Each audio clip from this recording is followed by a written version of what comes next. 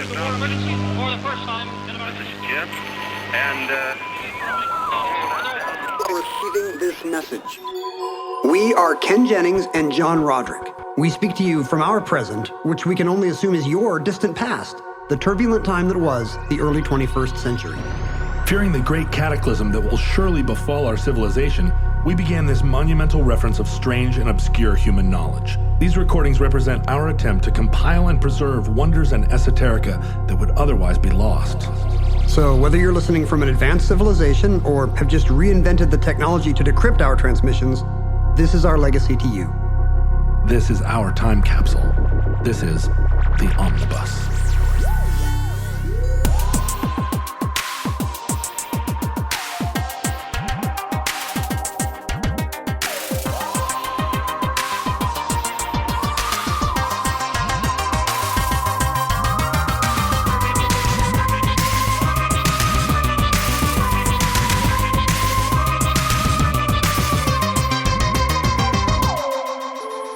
You have accessed entry 711.MK1503.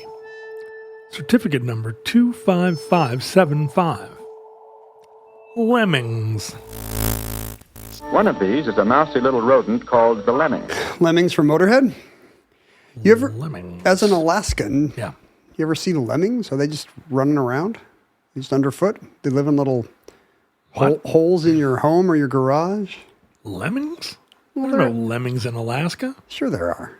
Lemmings? There are 20 species of lemming, they're rodents related to the vole. There's not like one lemming genus. There appear to be two different types of the true lemmings and the collared lemmings, which are the ones that turn white in the winter. Are lemmings commonly thought of as Alaskan creatures? No. I don't know how common it is to think of such. Well, Apparently not by you, but they live there. I mean, there's 20 species and they span everything from Norway to Western Siberia to Eastern Siberia, Greenland, Canada, all the way over into Iceland. But where are the lemmings that jump off the cliff? Well, that's the interesting question. That's the one thing everybody knows about lemmings, right? They even made a video game out of it. The lemmings jump off cliffs. Yeah, right. Lemmings jump off cliffs. It's the one thing lemmings do. So you're saying even as Alaskan, you don't have this sense of lemmings as a creature that's out there the way you might think about the snowshoe hare or the ptarmigan. Or... No, we have voles in Alaska. In Congrats, fact, by the way. Thank you. I used to catch them in bowls, voles in bowls. You put voles in you put voles in bowls? Yeah, we put voles in bowls. Did you only do it for the rhyme, or is there another reason to put a vole in a bowl? No, the first time I caught a vole, it was in a bowl just by happenstance because there wasn't anything else to use to catch the vole. And if you can't get it out, if it can't come out, that's right. It's a very slippery bowl. Slippery-sided bowl. The vole couldn't get out. They're not like big hoppers. And then I loved the fact that it was a vole in a bowl. And so every subsequent, a vole just looks like a mouse. But a lemming, I didn't even know. Are they like an Arctic thing? Yes. Oh, okay. So they live in the north. Yeah. So down in Anchorage, we never heard of lemmings. It was a north thing. I thought you would just, out of Alaskan pride, you would know all your mammalian Alaskan species. Well, I would have thought so too. But I just realized now as I was trying to name some Alaskan species, I don't know what they are. There are a lot. There's moose and elk and caribou. Mm-hmm. Musk ox. Musk ox, yes. Alex Trebek loved the mighty musk ox. Did he? Yeah. And why? Maybe because he was Canadian? I don't know. He would I think he saw something of himself in them. Okay. But he would also donate to musk ox conservation causes. And, There we had yaks, and there were lots of little snow. There are no yaks. Creatures. There are yaks. Maybe if they're domesticated. Was there a land bridge at some point during the Ice Age and the yaks all came over? I feel like they're being raised in Alaska. Maybe they aren't native to Alaska, but there are a lot of yaks up there. It's like seeing an emu on the Hood Canal. It's probably not from there. Yeah, exactly. I guess that seems like a weird thing to do, but it seems also very Alaska it feels like some one dude said, I'm going to put a bunch of yaks on a boat and take them to Alaska where they'll thrive. Think of who that genius was. That's going to be an omnibus someday. But there are brown bears, black bears, white bears. All the bears, right? Different kinds of bears. Lots and lots of bald eagles and ravens, who like to fight each other. Eagles fight ravens? Ravens fight eagles. Ravens Eagles are just smaller mind their than own business. Aren't the ravens smaller than the eagles? Not by much. And what the ravens do is they gang up. Oh. So ravens are like, they bully the eagles. They don't like them. And they come at them. But the ravens in Alaska are like 4 feet tall. They're massive. Not 4 feet Yeah, tall. ravens but are they're like, big. if you think a raven is the size of a crow or a blackbird, you're going to be in for a surprise when you see a raven. Yeah. Because it's a whole different ballgame. But then, of course, bald Raven eagles balls. in Alaska are also way bigger than normal bald eagles. Than the ones here?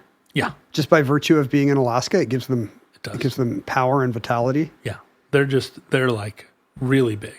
I saw a picture of some bald eagle just flying around Mercer Street the other day, like day before yesterday. There's enough breeding pairs of bald eagles now in Seattle parks that you can see them in pretty much any part of town. Oh, yeah, that's right. Ravens are not as big as eagles, let's be honest, but they're big. Let's be honest. Eagles are really big. Real talk. Ravens, kids, I want you to know. Ravens, not quite as big. Just in as case eagles. you thought I was saying that ravens and eagles were close in size. Well, lemmings are both bigger and smaller than voles because they range. The very smallest lemmings are just a mere 3 inches long, but the biggest ones are about 9 inches.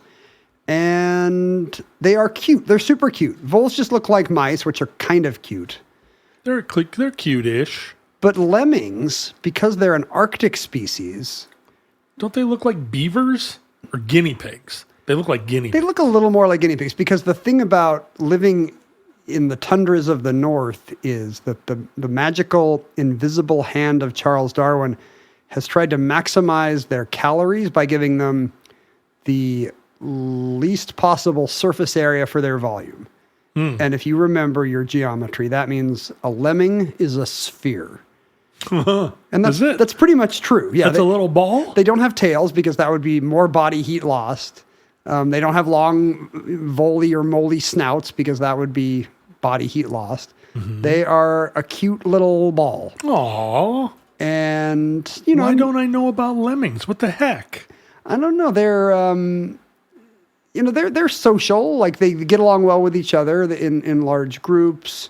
They're cute when they interact with humans. They can turn cranky if threatened. They can be territorial. So there is video of lemmings fighting with each other or lemmings not enjoying the skier who is trying to take a video of them. Lemming fight.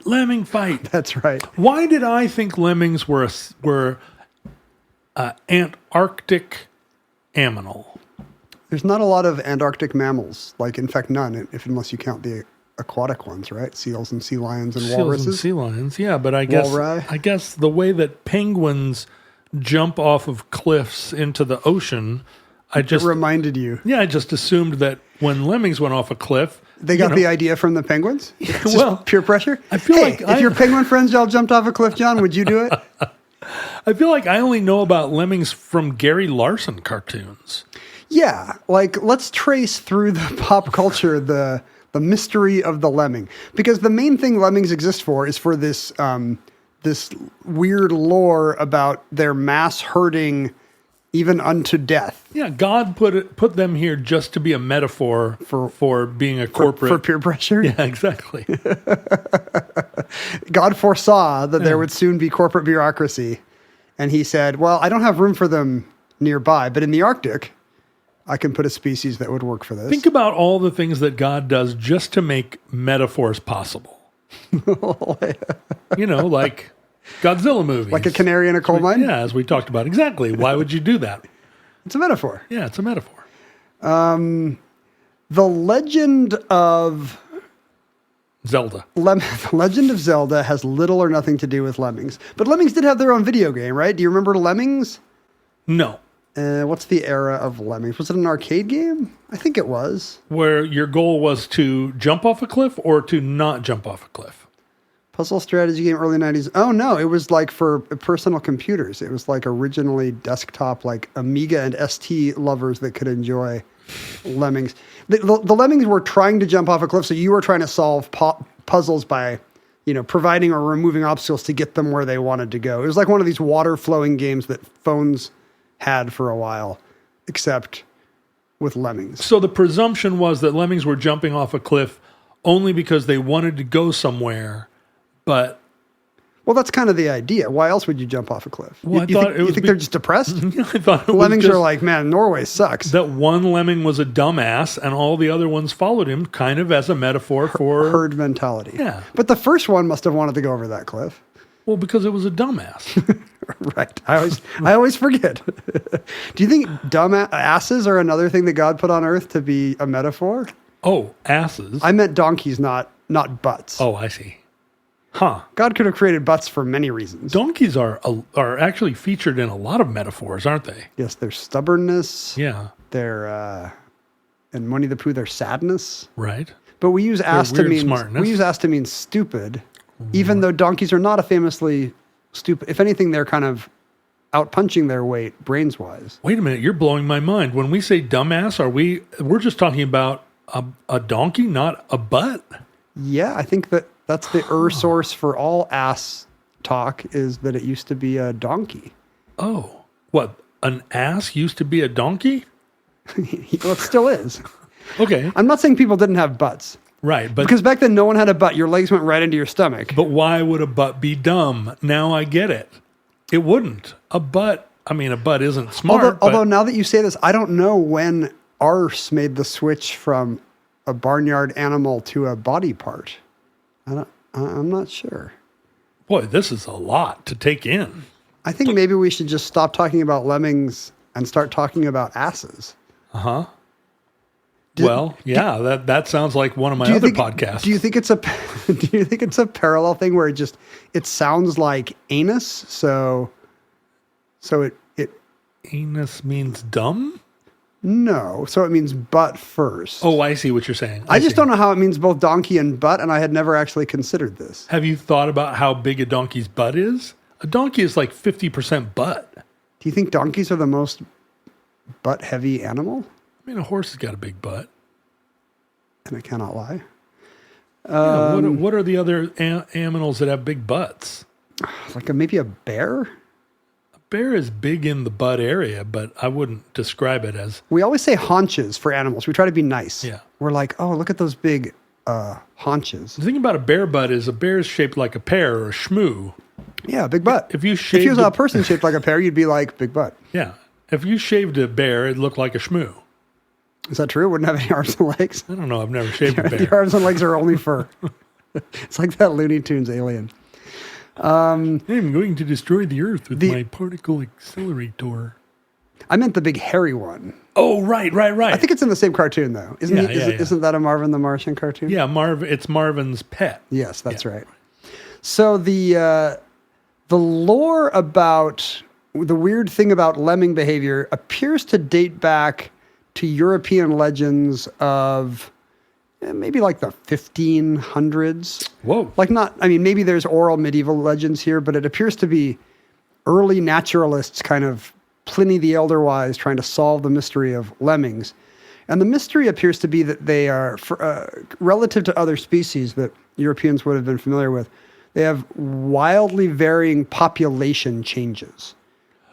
Oh. Like lemmings peak. I see. There are lemming peaks. Why are there more lemmings this year? Right. Why is today different from all other days? Because there's a lot of lemmings. Why are there more lemmings this year than last year? Something must have happened to them. Yes. And so legends begin to grow because of the dispersal. And this is actually just because of how lemming reproduction works. It's a species that produces a ton because there's also a lot of fallow years. Lemmings of the north need, I think, snow as insulation. Even though we think of snow as cold, a lemming thinks of snow as a way to keep warm. So they will only reproduce in summers when there was a nice snowy winter.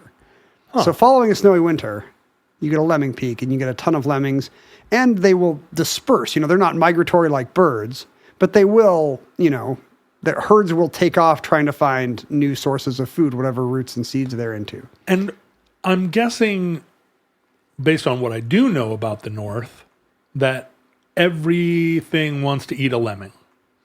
Yes, they're an important part of the food chain. They're a little delicious animal that foxes and owls and hawks and all the rest love to eat. Right. But Norwegians could not figure this out. You and I would see a population coming and going and think, they good reproduction conditions this year. But the Norwegians are like, oh, A Norwegian of the 16th century comes up with theories like, there's a lot of lemmings this year because they all fell from the sky like rain. Oh, Norwegians. Or what a quaint people. There's fewer lemmings than last summer because they all exploded. Oh, yeah. So Norwegian theories about lemmings include that they fall from the sky like rain or that they explode. Norwegian theories about lemmings is a great song title and a great, I love it. What is it? It's a built to spill song Yeah. or now Le Savi Fob. But how did this all come to us with this assumption that no, there's a different explanation for the rising and falling of lemming populations? Oh, wait, I was just mocking how dumb the Norwegians were, but then we just followed up with the stupid theory. I mean, ours is a little better. Like, which is more likely? A lemming exploding like a firecracker or a lemming jumping off a cliff? Oh, but wait, what you were saying is our dumb theory is derived from the dumb Norwegian theory. Yes. Like, there's a long history of people seeing these wild swings in lemmings populations and saying, this must be the species that, and then explaining it away. Right. Got it. But to understand why we think that lemmings all rush into the sea, as apparently we all do, we have to go back to the early days of film. And I guess we've been doing a lot of movie omnibuses lately. We love the movies on Omnibus. You did North Korean movies last week. Right. And then when it was Oscar and Grammy time, I did a couple movie shows. I know. Well, you love movies more than I love movies. I think I love movies more than I love anything. Yeah. I mean, there's other things I love. I love quesadillas. Have you? But I don't have a quesadilla a day, and I watch it. And I watch a movie a day. Yeah, they're really good. Of all the Mexican cuisines, quesadillas are the one you single out. I could have said tacos, but quesadillas are good. It's a funnier name. Aren't quesadillas just some sort of Tex-Mex invention? They're not even something that's in Mexico? I don't know. I'm going to blow your mind about every other Mexican dish we eat. It's probably the same. Like, you go to you're in this great state of Guerrero, and they're like, what's a tostada? Get out of here. Have you ever watched 4 movies in a day? 4 movies in one day. That's a great question. It seems like the kind of thing I would have done in college with a plan. Right. But I can't think if it ever would have been 4. Like you're going to watch all of the Godfather movies plus one Marvel movie. Plus Goodfellas. Oh, yeah, that all checks out. I don't know if I've ever seen 4 movies in it. Do you have a 4-movie day in your past? No way. Oh, you picked such an exact number. I thought you were about to have a story.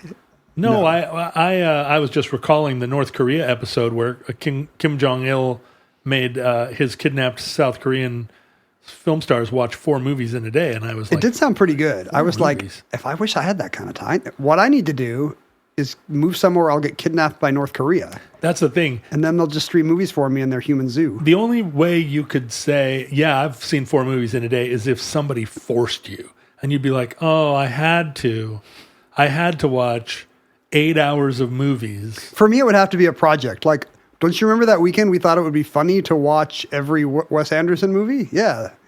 How many movies would that be? Like, it's up to 8 movies. No, right? It's up to 10 or 11. Should we take a second to name Wes Anderson movies, or would that just be even more boring than what we're already doing? Steve Zissou. There we go. You have control of the board. Bottle Rocket, Rushmore, Royal Tenenbaums, Life Aquatic. I think this might be the first 4. Darjeeling Limited. Then there's Fantastic Mr. Fox. Then later he made that other stop motion movie, Isle of Dogs. We're up to 7. I never saw Isle of Dogs. Then there's... Which is the one set in the old Grand hotel? Budapest Hotel. French Dispatch. That's 9. I think I forgot one between Fantastic Mr. Fox and Moonrise Kingdom. That's 10. Moonrise Kingdom. He's got another one coming up in a few months with a weird European name. Is it 10 or did I forget one? Let us know. Let us know which one we forgot. Let us know in the comments. Like and subscribe. Ken, do you know the way I grocery shop? I go to the grocery at the very end of the night when it's completely empty and they're already stocking the shelves, and I walk around with my cart just kind of aimlessly, and I put in generally a loaf of bread, some bananas, some Cheetos, some donuts, some roast beef, applesauce. You know, I just get lost in there, and then I go up and check out, And because it's late at night, I don't have to be embarrassed about the fact that basically what I bought was a bunch of stuff for a child's lunch. But let me tell you about Hungry Root. I just discovered Hungry Root. It's like having your own personal shopper. They take care of your weekly grocery shopping. They recommend healthy groceries that are tailored to your tastes, that accommodate your nutrition preferences, your health goals.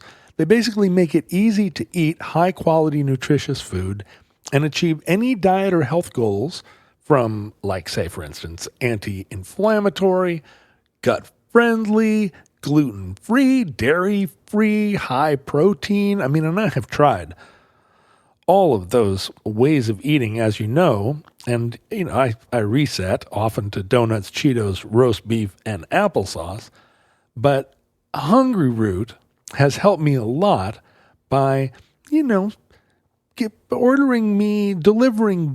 good groceries that aren't just purchased impulsively. I'm not at the grocery in the middle of the night going, I want a bunch of donuts. They make grocery shopping simple and stress-free. I tell them about my goals and preferences, and they fill my cart with personalized recommendations that get smarter as they learn more about what you liked and didn't like. There's no high fructose corn syrup, which, as you know, plagues my life. There's no artificial sweeteners or preservatives in any of Hungry Root's food. They only source top quality meat and seafood free of hormones and antibiotics. So take advantage of this exclusive offer. Ken, this isn't just for you. This is for all of our listeners. For a limited time only, get 40% off your first box, plus get a free item in every box for the life of your relationship with Hungry Root. That is a free item in every box from here to eternity. Go to hungryroot.com/omnibus and use the code omnibus. That's Hungry Root.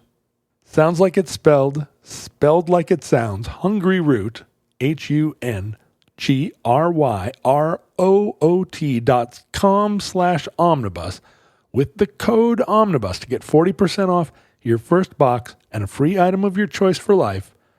hungryroot.com/omnibus. Code omnibus. Thanks, Hungry Root. We're going to go back to the early days of documentaries, or as they were called before the word documentary had been coined, actuality films. Is that right? I have never heard that term. You think we could bring that back? Actuality films. I'm just going to, instead of watching a doc, I'm going to watch an ac. Instead of a mockumentary, it's a mockuality. Can you maybe briefly differentiate, if we were going to keep both terms, what is an actuality film in contrast to a documentary? I would say a documentary has to have documents in it. It has to be one of those. Okay. Maybe or document something. It's one of those weird, maybe Christian movies that shows in theater as a Fathom event, because it's about, like, we found Noah's Ark. Oh, yeah. Or kids on college campuses are too woke. Right. Those should have their own name. Documentaries. Those are documentaries? Well, I don't know. You think they should have you don't think they should have the good name? I think actuality films is such a great name. I want to reclaim that for long found footage things. Yeah. Actionmentaries. That sounds like it has action, which it could. Right. Yeah. I mean, as a moment's thought, if you think of the earliest movies you can think of, they were all actuality films. These 9-second movies. Birth of a Nation? No, but yeah.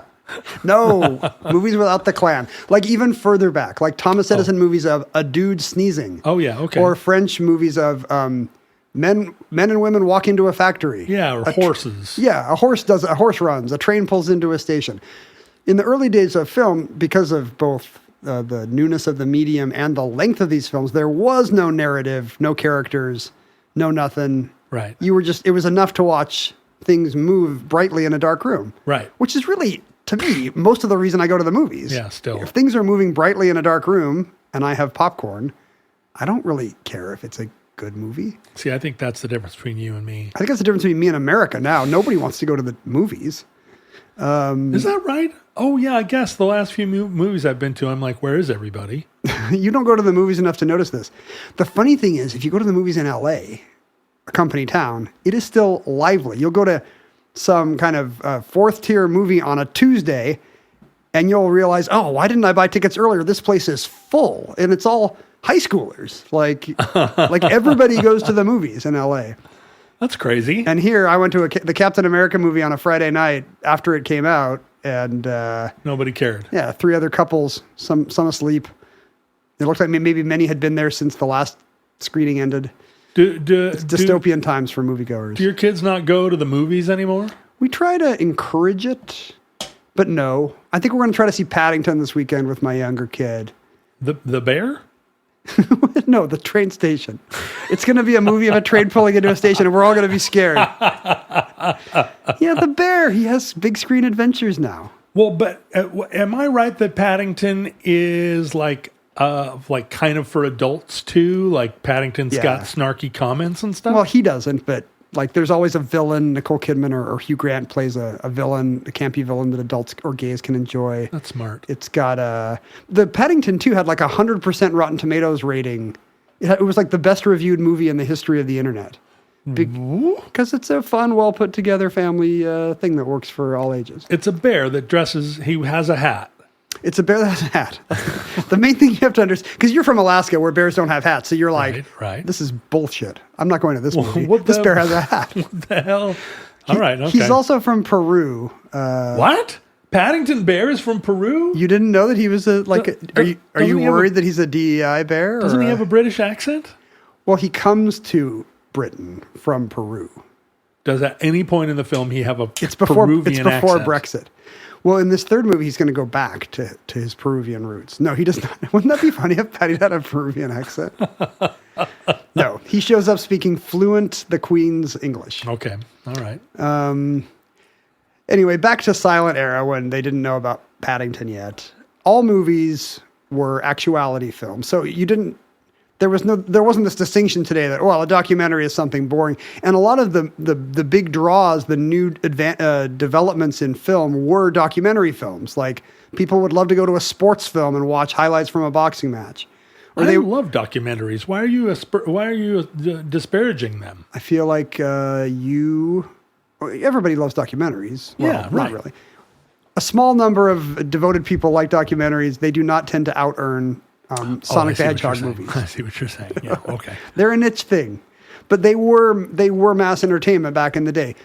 You would go to watch a surgery or a boxing match on the movie screen, or like an actuality filmed boxing match, or like a scripted one. Yeah, instead of going to the trouble to make a script and a fictional adventure. It was just easier to bring your camera to something interesting, an autopsy, for example, or a trip to the lake. So a lot of these were travelogues, like.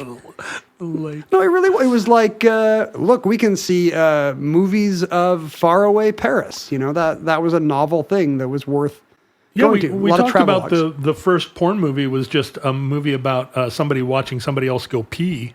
Right, that's an early actuality film until the girls are like, say. The early travelogues were called scenics, by the way. Mm-hmm. You want to go see a scenic? The early travel films were called scenics. All right. The word documentary did not get coined until the 1920s for the first big documentary hit, which was, do you know this? Have you ever seen Robert Flaherty's Nanook of the North? Oh, sure.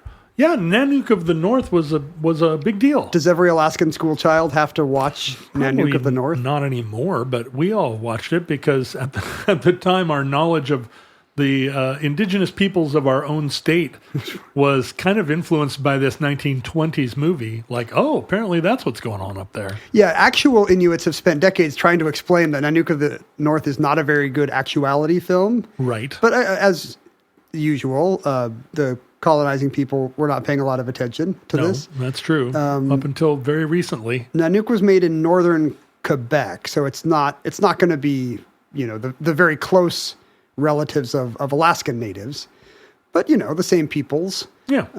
Robert Flaherty was actually not a documentarian. He was like a mineral prospector. He was just an adventurer who liked to go up to the north. Love it. And movie cameras being a new technology, he thought, nobody's got footage of this.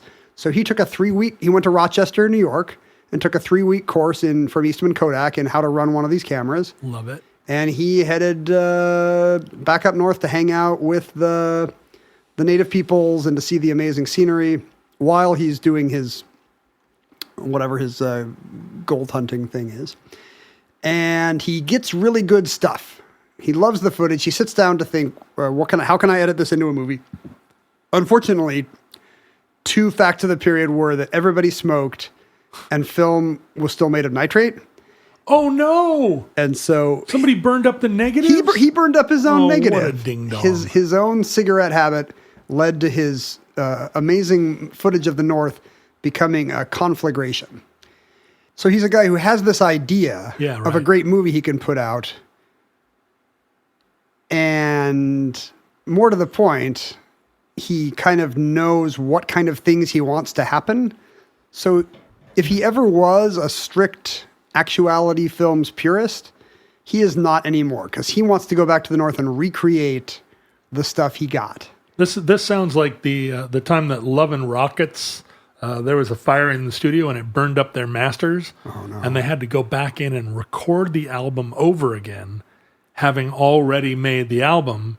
What's the result? Is it I think it was beautifully perfect, or is it an airless nightmare? It was a pretty good record because they were like, it took us weeks and weeks to think all that stuff up. Now we just go in and do it. Well, he makes a good movie. It takes him 4 years to get funding to go back. He doesn't get back to the North until 1920 or 1921. Are the people still there? They are, but he's doing the thing in Groundhog Day where he's trying to make all the good stuff happen again. Oh. So it's no longer, if it ever was, a real snapshot of native life. Down to the very basic things. You've seen the movie, right? Yeah. It's great. It still holds up. It's Unfortunately, totally the stars are very captivating. They are. Unfortunately, there is no Nanook. That guy's name is Alaka Rialak. Flaherty just thought Nanook, meaning polar bear, was a cooler name. It's a pretty cool name. And this is the kind of ethic that rules his decision making. He wants Nanook to have a cute wife, but the woman in the movie is not his wife. It appears to just be maybe a native girl that Flaherty was sleeping with, one of several. Mm-hmm. The real Alaka Rialak liked to hunt with a gun. He was no dummy. Right. But Flaherty is like, no, Eskimos hunt with spears and harpoons, dummy. So he makes him leave behind his actual lifestyle and technology, the better to look like a white person's idea of an Eskimo hunting. There's funny comedy scenes that happen in the movie, Nanook goes to a trading post and can't believe this gramophone is making noise. Yeah, he puts his earbite. He tries to bite the record. In fact, the real Alaka Rialak owned a gramophone. Right. None of this stuff is real. Had a snowmobile. Yeah, he had a snowcat. There's a scene and the guy Flaherty had big cameras that could not shoot interior scenes, really. There was not enough light. Dark, yeah, so everything that happens in an igloo is fake. He tried to make Alaka Rialak build a 25-foot igloo that would be big enough to put the camera in. That's a lot of work. The roof won't support. That's what happens. Right. They do this multiple times and the roof keeps collapsing. And the actors are all cracking up this guy trying to make us build this impossible igloo, Finally, I think they just built a half igloo and faked all the interior scenes. But audiences didn't know. Audiences thought they were getting this amazing anthropological snapshot of the North. And I'm sure, as we've discussed, all anthropologists shape their subjects in this way. Yeah. But rarely so nakedly as Flaherty. Well, and the subjects of anthropology research are also probably always laughing and going hey, guess what we're doing today? This dude says we have to pretend we don't know what a gramophone is. We have to make a 25-foot igloo. You can't make a 25-foot igloo. The success of Nanook of the North is actually what led, I think, another Canadian film critic to invent the word documentary. Really? For this kind of... At the time, I think it was a goofy-sounding portmanteau of the kind that Time Magazine would invent. Oh, it's a document, but it's also a movie. Documentary. And now we don't even think of it. We think of it as a very scholarly, fusty-sounding term of art. Right. But somebody who loved Nanook of the North, because he actually loved the North and Alaska in general, was Walt Disney. Yes. The hero of so many stories. He was, he had a background in actuality films when he was just even before he was a big-time animation name, when he was just trying to start up a movie studio. He caught that movie about the mouse piloting that boat. That was pretty cool. Which one? Ratatouille? The one with the mouse in the boat. Yeah. Yeah, the documentary about... Yeah, that's that right. was pretty amazing. I didn't know that mice could do that. Before Mickey Mouse was created, he actually paid the bills making educational shorts for dentists. I didn't know that. I didn't either. But I guess, well into Disney being a name, dentists were still showing his 1920-something Clara loses a tooth. Or something like that. So they had actual people in them, not right. I see. Right, they were humans. And during World War, so he makes his name in animation, but during World War II, the studio pivoted to making movies to support the war effort, many of which were live action, all of which were cheaper and easier to make than his very cost-intensive animated movies, a lot of which had started to lose money when he lost foreign audiences to the war. Oh, right. They were big in Germany until Charlie Chaplin made fun of Hitler. Yeah, Hitler and Mussolini all banned Mickey Mouse, I think, for being a good patriotic American mouse. Right. We'll get back to the other rodents, don't worry. So after the war, to survive, he now had all these live action crews that had been making World War II movies. And Disney thought, well, we need to start putting out actuality films. Yeah, cost-effective actuality films, not like these big bloated animated movies that sometimes lose us a ton of money. Because Fantasia lost money. I think Fantasia or Pinocchio had just because of the war. And also, the other thing we know about Disney, if you've ever been to his namesake land, that dude loved the vanishing frontier. He did. It was his main thing. He thought kids, and he was not wrong. Kids in the 50s just wanted to go into a fake cavalry fort. That was the main thing kids wanted. So the only thing I cared about, a fake cavalry fort. All the customer surveys said. So Disney had spent some time in Alaska, with one of these kind of puddle jumping pilots, hopping from lake to lake, seeing cool stuff. I think at one point almost dying. He was taking risks out there. That's how Will Rogers died. It's true. He bred his daughter Sharon, though, so maybe he shouldn't have been. I didn't know there was a Sharon Disney. Did she end up doing something, inheriting Disney or anything? There were 2 or 3 Disney daughters, some of whom are any of them still alive, or are they maybe they may be granddaughters now. Anyway, at one point he walks into this general store somewhere in the middle of nowhere, Alaska, and it turns out this store is owned by 2 Michiganders named the Malots. Mm-hmm. I think we're now in the late 40s. Mm-hmm. And the Malots have, I think one of them went to UW actually and spent some time in Alaska before going back to work. They had been photographers in Chicago and adventurers in Alaska. And when they tell Disney this, he's delighted. He says, look, I'm going to send you cameras. I'm going to send you film. I want footage of the North. Because he's got Nanook of the North in his mind, that you can make a hit movie just by observing the marvels of Alaska. Right. He's like, I want it all. I want miners. I want bears. I want natives and igloos and sleds. I want pipelines. I want everything. And so they just start shooting film. They just shoot thousands and thousands of feet of film, and they send it to Walt in Burbank, and he hates it. Yeah, where's the jokes? It's boring. Like this. Yeah, this is Mr. Executive Notes, and he's watching coal miners. Yeah, miners have all seen record players. Yeah, and but there's one part of the movie that works. They've taken some film of seals. Okay. Maybe out on the Pribilof Islands, I think. Do you know where that is? Yes, I don't. I do. Bering Sea, maybe. So they've got some film of seals, and Walt is delighted. Yeah, they're fun. Like, this is actual good stuff. And so he says, I'm going to send you more films. Please, no more miners. I think we can make a movie about seals. Mm-hmm. Now, this is a point.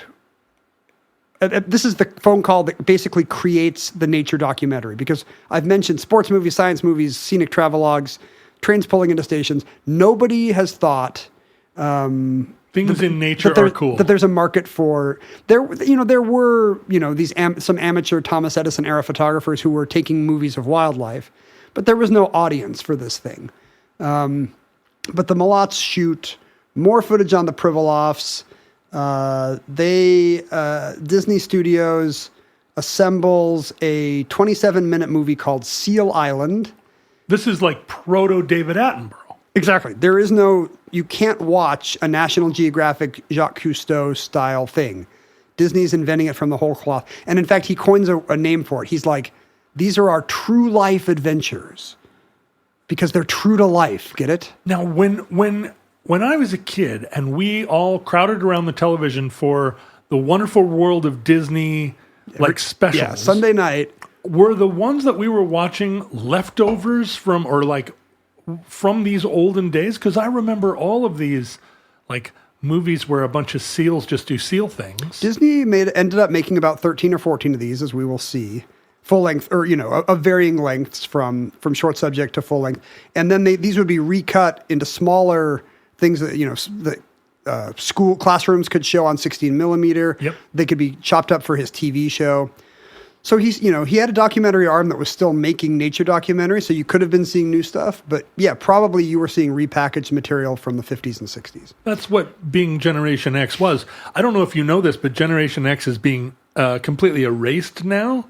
Oh, and no. So we can go back to being neglected and quiet and unimportant. But it turns out we were just watching warmed over boomer media anyway. Right. That's right. That's why our tweets are all boomer.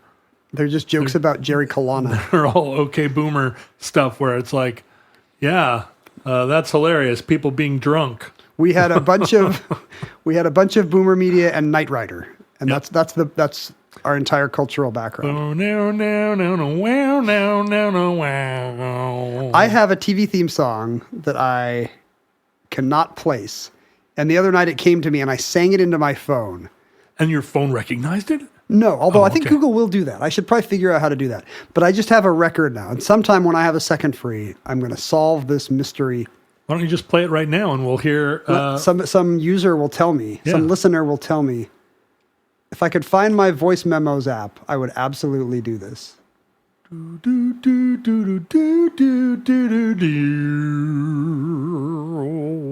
Okay, if I put this phone too close to the mic, it might buzz, but it's a TV show whose theme sounds like this.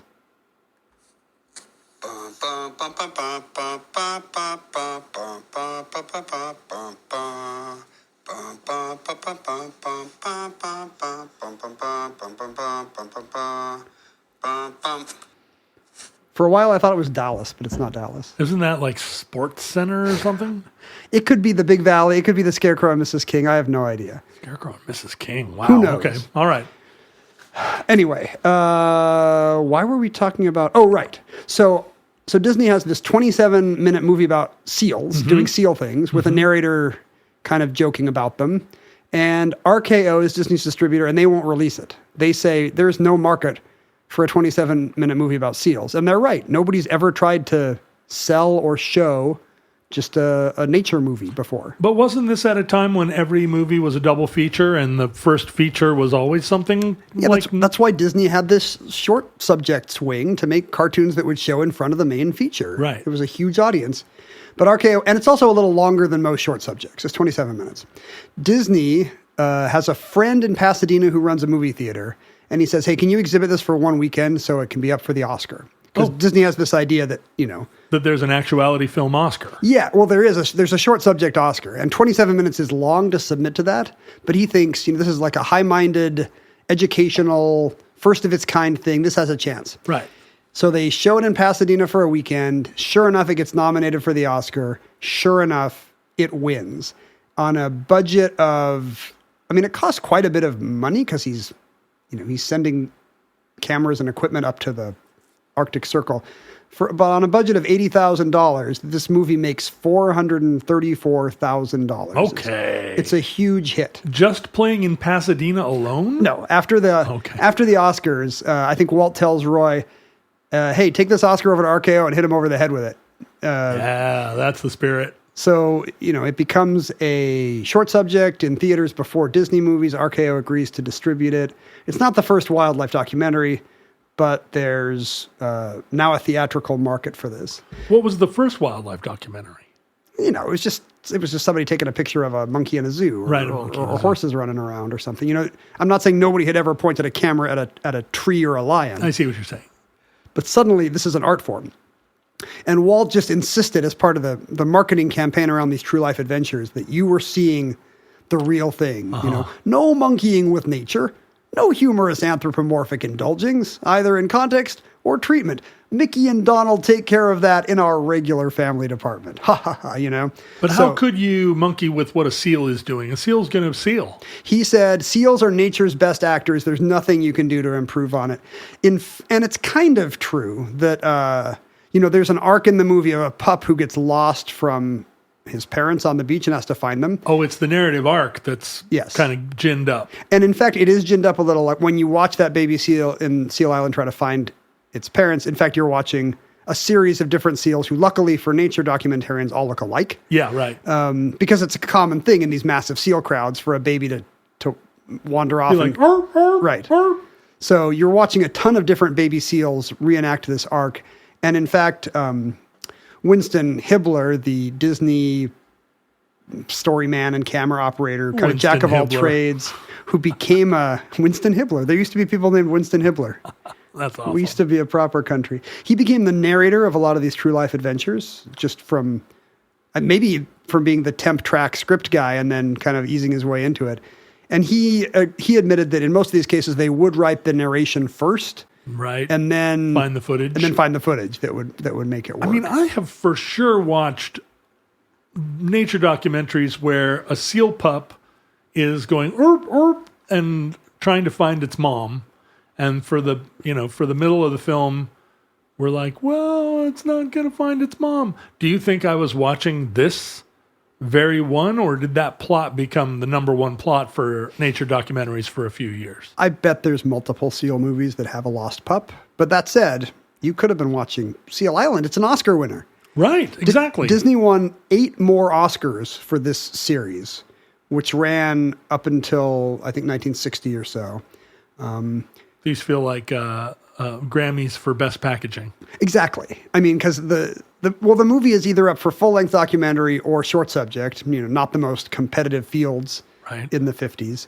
So he's, it's not like he's beating Ben-Hur to win these Oscars. He's filling shelves is what he's doing. But I think one of these, the one we're about to talk about, 1958's White Wilderness. It's the penultimate true life adventure. Racist. It was actually, no, it's just the snow. It was actually up for 2 Oscars. It was nominated for Best Documentary Feature and for its musical score. Oh. These were prestigious movies that Disney spent some money on. A musical score that was in competition with dramatic films that had a music score? Yeah, exactly. Whoa. The 1958 Oscars. Well, let's see. We can find out. I don't think it won. White Wilderness Best Score. Oscars 1958. It won the Best Documentary Feature Oscar. Ken, do you say data or data? I say data, but in my house, other people say data. For the longest time, I thought paying a fortune on my monthly data plan was just normal. It was just pronounced wrong because it's data, after the Star Wars character. That was until I found out about Mint Mobile and their premium wireless plans that start at, wait for it, $15 a month. You can say bye-bye to your overpriced wireless plan and their jaw-dropping monthly bills and unexpected overages. Mint Mobile is here to rescue you. Rescue you, Ken, as they have rescued me. All plans come with high-speed data or data. It's data, or your choice, whatever, and unlimited talk and text, delivered on the nation's largest 5G network. You use your own phone with any Mint Mobile plan and bring your phone number along with all of your existing contacts. So ditch overpriced wireless and get 3 months of premium wireless service from Mint Mobile for $15 a month. You know, in Seattle now, a pack of cigarettes costs $12, depending.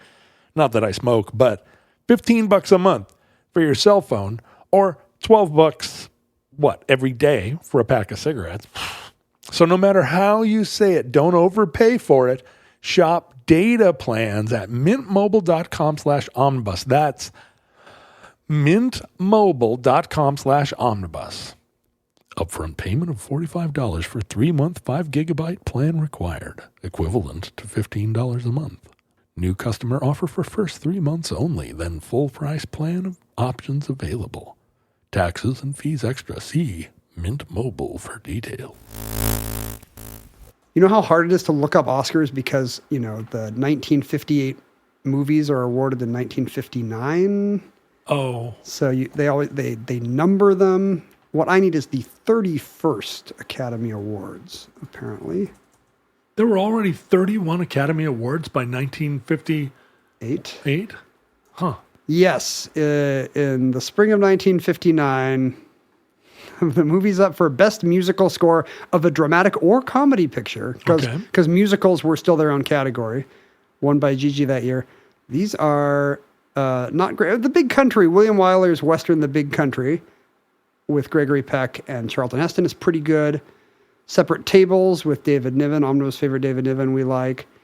The Young Lions, it's that Marlon Brando, Montgomery Clift. Have you seen this? That World War II movie? The Young Lions, yeah. Tiomkin wins for The Old Man and the Sea. And then White Wilderness, Disney music guy Oliver Wallace. Crazy.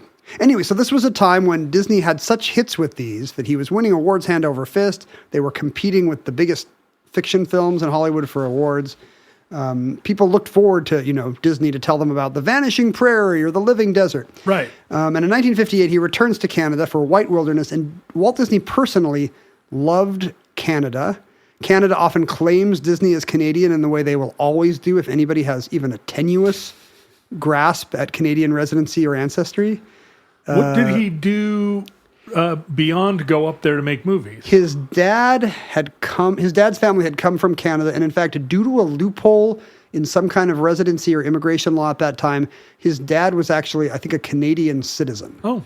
So it's not as distant as it seems. Mm-hmm.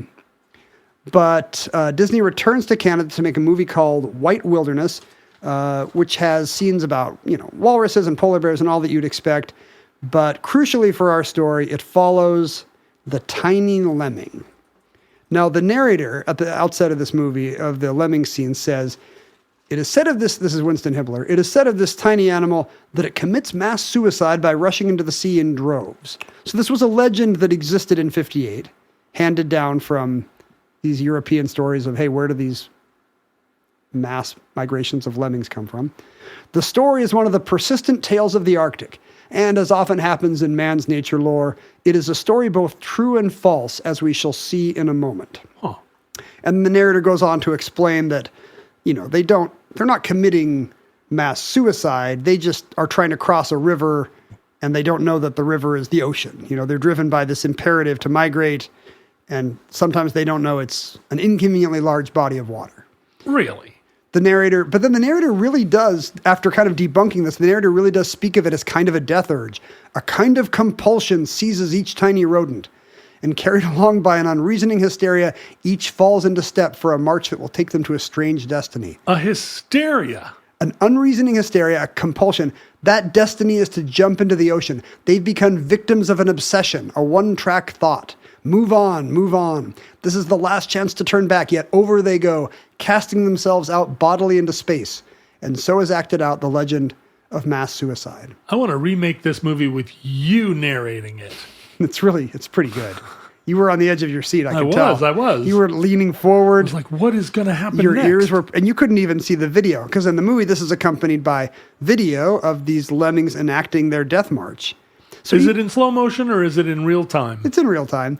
And even though Hibbler has just said, well, it's not really a mass suicide, the narration then goes on to actually absolutely emphasize the point that some kind of weird compulsion is driving these animals into the sea. What mysteries nature is full of. I almost certainly have seen this. It feels like this is what we watched in the 1970s. A generation or two grew up watching lemmings do this, thanks to Walt Disney, Right. and becoming convinced that there was truth to this legend. Yeah. That the main thing we know about, which he kind of refers to as an Arctic legend, now kind of enters the mainstream culture at every latitude. Because it does, in my imagination, it does feel like I thought of it as a compulsion, like a madness, Seizes the lemmings. a hysteria of like in rodents. So here's what actually happened. Disney persuaded, it's unclear whether Walt knew, but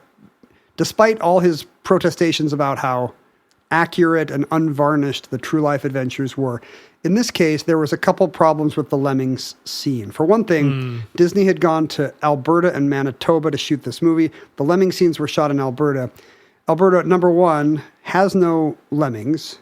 Number two, famously landlocked. Right. Very hard to photograph lemmings jumping into the sea In Alberta. from Alberta. What they had done, Disney had obtained some lemmings in Manitoba, where they're also not native. I think the story that's most often told is they had gone to Inuit kids who had pet lemmings and said, "Hey kid, want to sell a lemming?" But wait, aren't there like 1,000 lemmings jumping off the cliff, or did they just have the same 7 lemmings that were like? They have a few dozen cleverly shot. They're using all of Eisenstein's tricks to make you think. They're using Soviet propaganda techniques to make you think you're seeing a bunch of lemmings dead set on jumping into the ocean, when in fact there are few lemmings, no compulsion, and no ocean. Wow. Okay. They go to the Bow River in Alberta for the shots of the lemmings plummeting over the edge. For the shots of the lemmings running, it's very hard to make the 20 pet lemmings you just bought from Inuit kids herd over the prairies. So they built a turntable, covered it with snow, and spun the lemmings. Until they were like, "Bah!" Whoa! And then they fell off the cliff. No, just to get them running. I see. Because you can keep a camera on a turntable easier than you can, follow lemmings in a car. Right. When the lemmings are just going to sit. I would think that they would just get a Wolverine or something. To chase them. They take them to the Bow River in Atlanta, and the sad part is they herd the lemmings over the edge to get the shot they need of lemmings following this compulsion. Oh, it's not a hysteria. It's a murder. It's not mass suicide. It's mass murder. Whoa. They bought these. I bet you they told the Inuit kids, like, "Hey, we'll just borrow your lemmings. We'll be back in a week. Don't worry, kids." And then The kids never saw their pet lemmings again. All those, basically, if you're watching this scene, all those lemmings had names, which is awful to contemplate. And so you're suggesting that maybe Uncle Walt didn't know about this? There's no evidence that he knew. It was he had his separate unit shooting these. As I said, a script would be prepared separately. He wasn't really hanging out with biologists at UCLA to find out if the behaviors were all accurate. Are there instances where Walt Disney used murder to get good performances in other films? Yeah, all his child actors, their parents all had Lugers to their heads. Walt loved Nazi firearms. When the kids cry in Mary Poppins, it's not because Katie Nana's bad or because Mary Poppins said she's going to leave. They were legit worried. Walt is right off screen. You guys know what happens. No, I think this is a very black eye for the Disney company, for Walt Disney Pictures, this moment. And it didn't come out until the 80s, I think. Oh, that this was true. Yeah, because I think you have generations of kids assuming that lemmings do this, and a small number of biologists who are like, no, I don't know. I'm the world's foremost expert in the collared lemming. I've never seen one do this. And gradually, enough of that filters up into the media that the CBC does an expose. Figures. And they CBC. State media. Yeah, trying to get a Canadian Emmy. Put down a good American entrepreneur like Walter Elias Disney. I bet they weren't claiming he was Canadian anymore. Yeah, I bet not. After they found out about his lemming herding. That's when, as early as I think 83, there's been media coverage to the effect that actually lemmings don't do this. They've never done this. It just goes to show like how Gary Larson is such a boomer. I don't know how many Far Side cartoons had lemmings in it, but it's, fewer than... Well, except for the suicide thing, there's no comic shorthand to lemmings. What are they for, if not... Right. There are probably cases where, because they do travel when they're dispersing, or if you want to say loosely migrating, when they're going to a new area, they do travel in big packs. They're not the brightest. Right. There could certainly be cases where they hit a body of water while traveling. The ones in front stop. The ones behind don't. Some lemmings fall in the creek or the lake. Can they swim? Rodents can swim. Lemmings are not strong swimmers. Oh, well, that's too bad. So, this is the kind of behavior you could observe and think, these lemmings are dumb as hell. They just wanted to migrate so bad they drowned in the lake. Some Norwegian could have thought that 500 years ago. The Norwegians are probably still thinking, oh, they're going to explode. Stand back. This lemming just fell from the sky. Odin threw a lemming at me. Sadly, you've mentioned that lemmings are a linchpin species as food for a lot of mammals of the earth. And sadly, like a lot of Arctic animals, a lot of lemmings are not thriving because they need that insulating layer of snow to have a good breeding season. Oh, and it's not snowing anymore. Yeah, you get more thaws and freezes during shoulder seasons, and that's not good for them trying to eat and breed in the winter. And as a result, I was reading an interview with a scientist who studies the lemmings of eastern Greenland probably because this was Biden era and her funding hadn't been cut yet. Right, that does seem like one of the things that the funding would get cut. It is. It turns out we are living in the last year when people will know things. Right. But, I'm going to eastern Greenland to study lemming peaks. Yeah, it feels like even if I were controlling the grants, I'd be like...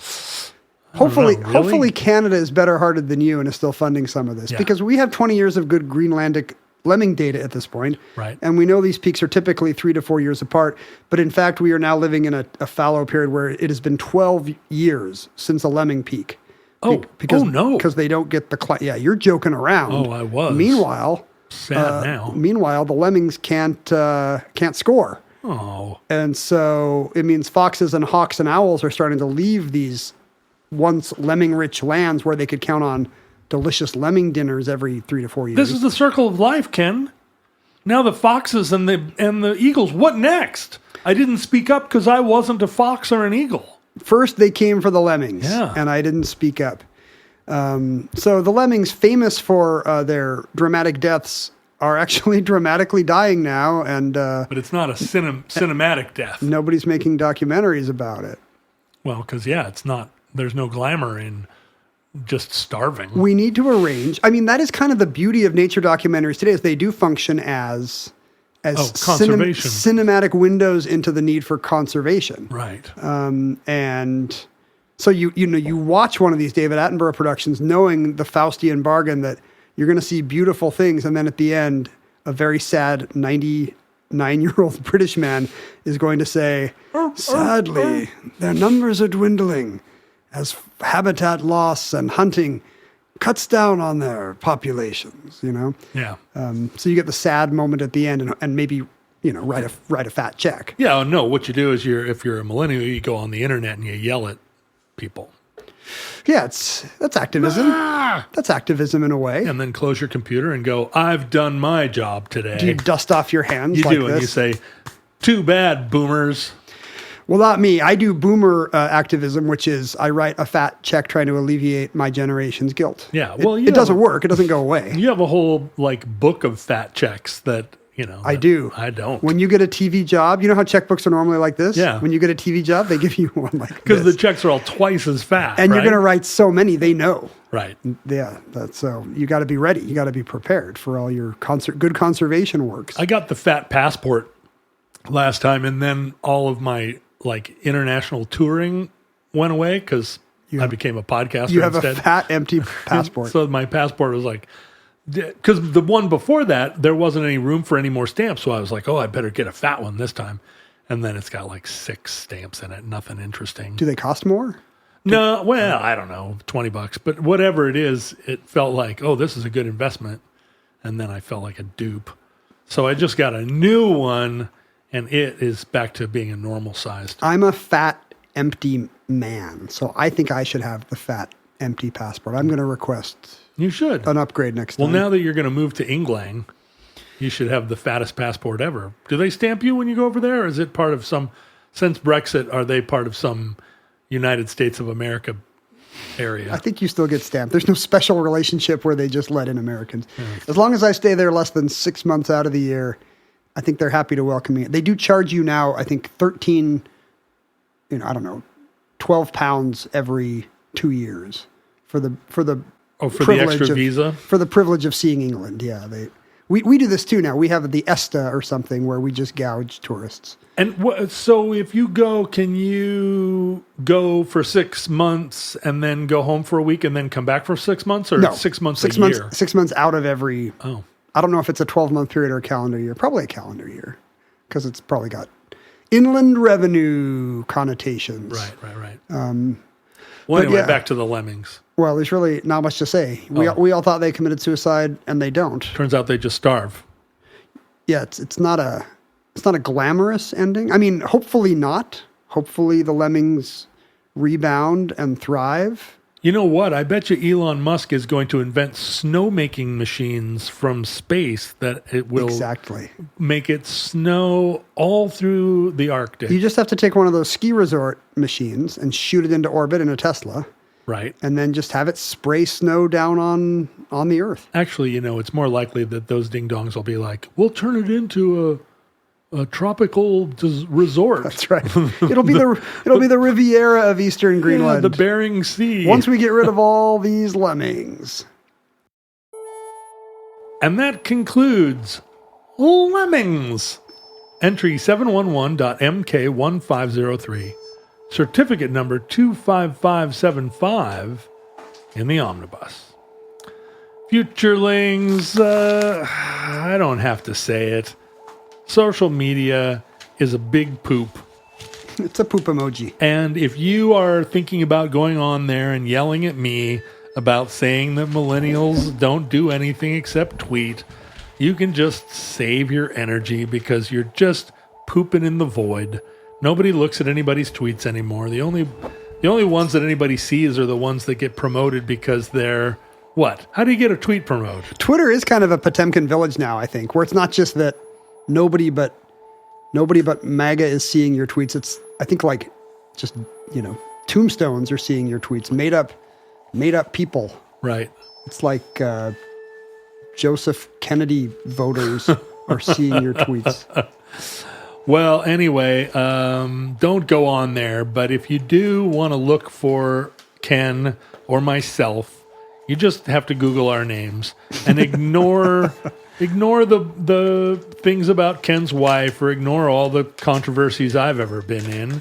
Just skip past those and go right to the fun stuff, which is basically people praising us. Or Omnibus Out of Context. That's a fun Blue Sky account. Yep. But what you can do is email us at theomnibusproject@gmail.com. You can hang out with other futurelings wherever futurelings are sold. You can go to Facebook, Discord, etc., etc., etc. You can send us real mail at P.O. Box 55744, Shoreline, Washington 98155. Sounds like you're opening mail over there. Look at that. You got It turns out it's a terrible letter opener. It's also not a very good knife at the moment. What, the Vietnam era knife? Yeah. Well, I keep it dull just because if I ever have to use it to kill an intruder, I want it to really You want it to hurt. I do. I want it to be. I'm sure John Rambo kept this knife. He did. Here's how good this knife is. I can't open bubble wrap. Come on, you can too. Just use your strength. Come on, game show host. Game show hosts are actually among the fittest of our species. Of our species, yeah. That's why I'm having 15 kids from a series of sperm donations. Mm-hmm. Todd was recently in Goodland, Kansas, as proven by this Goodland, Kansas postcard. And he wants us to know about the 1910 Kansas flying machine a weird helicopter-like thing. Named after Kansas. The state of its origin. There are only 2 existing photographs of this thing, but there's a replica in the Goodland Museum today where you can push a button and make the propellers spin. According to the museum, it was the first patented helicopter in the U.S., but it never flew, possibly because it wouldn't have. I don't know.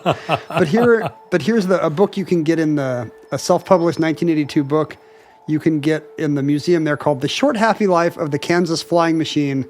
And I love this. It was printed and bound by the visual communications classes at Goodland High School in 1982. All right. Some high school teacher made sure this got made. You can see the blueprints for this possibly non-viable helicopter. It looks very much like it was cribbed from Leonardo da Vinci. Yeah. Kansas was, as they are in all things, roughly 400 years behind Florence. I have never been to Goodland, Kansas, nor have I ever heard of Goodland, I don't know. Kansas. What do you think it's close to? I mean, I don't know. Oakley, Kansas? What is anything in Kansas close to? Some of it's close to Colorado. Kansas City. Kansas City, here I come. Oh, I guess this isn't really for Omnibus. Sam Keene also sent us a galley of his new book, Dinner with King Tut. He's a popular science writer. I really liked his book, The Disappearing Spoon. This one's about how rogue archaeologists are recreating the sights, smells, and tastes of lost civilizations. I don't know if I want any of those things. You don't want to know what Egyptian milkshakes tasted like? No, or what Egyptian, cafeterias smelled like. Like, I feel like we have improved. I don't know if right now we have improved, but I think somewhere in the 1920s, maybe. When do you think the peak of cuisine was? Oh, I think we're still... You think we're on our way I think we're still coming up on it. Still going up? You look at fancy menus in the 1920s and it's like iceberg lettuce salad, followed by lamb chops. I know, but that sounds great to me. I'm not saying this is bad food. I'm just saying it's probably not peak cuisine because nobody's ever had a curry. Oh, that's true. Or You're right. quesadilla. I mean, some people had a curry, just not anybody in Paris. It's true. I should not say. I just mean the people writing the cuisine magazines did not know hundreds of good foods. Right, that's true. There wasn't any Thai food in Seattle at that point. Well, and the last thing I want to say to everyone is that we really appreciate those of you who are contributing to our Patreon at patreon.com/Omnibus Project.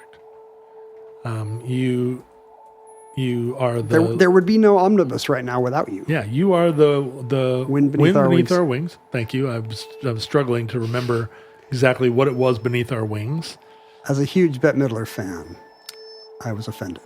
But I really, really want to thank those of you who are giving to the show, and I want to encourage those of you who are on the fence about it or who used to donate to the show and have kind of fallen off for whatever reason, changed your credit card or hit hard times as the stock market cratered, and think seriously about, even as your stock wealth has withered, that maybe your money is well spent supporting the Omnibus Project.